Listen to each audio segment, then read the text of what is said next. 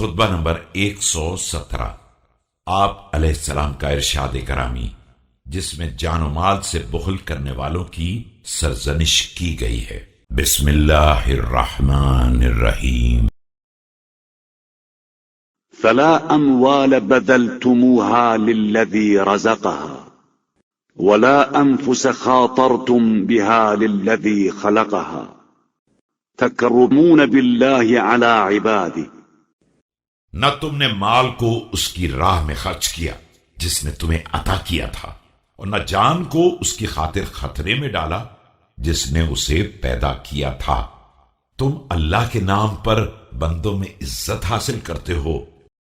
ولا تكرمون الله في عباده فاعتبروا بنزولكم منازل من كان قبلكم وانقطاعكم عن اوسل اخوانكم۔ اور بندوں کے بارے میں اللہ کا احترام نہیں کرتے ہو۔